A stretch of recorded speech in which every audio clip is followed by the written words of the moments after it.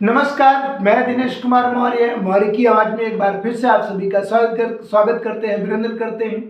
साथियों, आज 31 अक्टूबर है। 31 अक्टूबर 1875 को हमारे देश के एक ऐसे महान नेता, भारत रत्न, भारत के यशस्वी राजनेता सरदार वल्लभ भाई पटेल जी का 31 अक्टूबर 1875 को जन्म हुआ था। गुजरात के नडियाद जिले में उनका जन्म हुआ था। साथियों, उनके एक बेटे और एक बेटी भी थी। नाम था दयाभाई पटेल, मणिबेन पटेल। पिताजी का नाम झावेर भाई पटेल। साथियों, इन्होंने अपनी शिक्षा में वकालत की भी पढ़ाई की और एक देश के वरिष्ठ राजनेताओं में चुने गए। साथियों, सरदार वल्लभ भाई पटेल आज़ादी के समय में देश के अलग अलग जो 500 रियासतें थी, रियासतें का मतलब होता है अलग अलग, कोई जिला लेवल का, कोई क्षेत्र लेवल का, कोई 1 2 3 और जिलों को मिला करके यहाँ रियासत मतलब राज्य था। राजा हुआ करते थे छोटे छोटे। जब देश मेरा आज़ाद हुआ तब वो सभी राजा ये नहीं चाहते थे कि हम सभी देश को एकजुट करें और देश में सम्मिलित होकर के अखंड भारत का निर्माण करें। तब ये काम सरदार वल्लभ भाई पटेल को तमाम देश के क्रांतिकारी राजनेताओं ने इस काम को सौंपा और सरदार वल्लभ भाई पटेल उन 500 रियासतों को एकजुट करने में सफल रहे। उसके पीछे उन्हें बहुत सारी लड़ाइयाँ लड़नी पड़ी, बहुत सारी मेहनत करनी पड़ी, क्योंकि ये आसान काम नहीं था। साथियों, सरदार वल्लभ भाई पटेल 1950 को मुंबई में अपने प्राण को त्याग देते हैं। साथियों, सरदार वल्लभ भाई पटेल अगर चाहते तो इस देश के प्रथम प्रधानमंत्री भी होते, लेकिन वो महात्मा गांधी के दबाव में आकर के कि आपस में कोई फूट ना हो, उसको ध्यान में रखते हुए सरदार वल्लभ भाई पटेल महात्मा गांधी की बातों में आकर के देश के प्रथम प्रधानमंत्री पंडित जवाहरलाल नेहरू को प्रधानमंत्री बना देते हैं। साथियों, सरदार वल्लभ भाई पटेल इस देश के लिए जो योगदान दिया है उससे हम सभी कभी नहीं भुला सकते। सरदार वल्लभ भाई पटेल ये चाहते थे कि देश में कभी भी जातिवाद ना हो, देश में कोई भुखमरी, कोई छुआछूत, कोई भेदभाव ना हो। सरदार वल्लभ भाई पटेल ये चाहते थे कि कभी भी हमारे देश की जो जनता है वो धार्मिक उन्माद में ना फैले।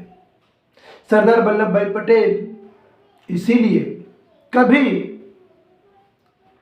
आरएसएस पर एक बार उन्होंने बैन लगा दिया था। साथियों, सरदार वल्लभ भाई पटेल हमेशा भारतीयों की लड़ाई लड़े, ना कि हिंदू, मुसलमान, सिख, ईसाई की। सिर्फ और सिर्फ उनका कहना था कि हमारा देश एक है और हम सभी एक। वो कभी भी धार्मिक उन्माद की बातें नहीं की। लेकिन आप सभी जानते हैं कि सरदार वल्लभ भाई पटेल के नाम पर बहुत सारी ऐसी पार्टियां हैं, हिंदू और मुसलमान कराती रहती हैं। सरदार वल्लभ भाई पटेल हमेशा पिछड़ों की बात की, हमेशा शोषित पीड़ित वर्ग की बात की। बट आजकल सरदार वल्लभ भाई पटेल के नाम पर उन्हें हिंदुत्व का एजेंट बना करके पेश किया जाता है। साथियों, ये बहुत ही दुखदायी बात है, क्योंकि सरदार वल्लभ भाई पटेल जैसे महान नेता को एक हिंदुत्व में सिर्फ पिरो देना ये जायज नहीं है साथियों। लेकिन सभी राजनीतिक दल के लोग अपने अपने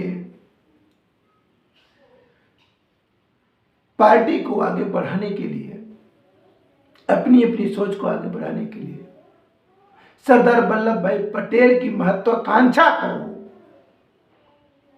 जीर्ण शीर्ण बनाने में लगे। ये देश की जनता को देखना होगा कि सरदार वल्लभ भाई पटेल क्या थे, वरना हम सब सरदार वल्लभ भाई पटेल की जो मेहनत है, जो उनकी सोच है, उसे एक डिब्बे में बंद कर देंगे।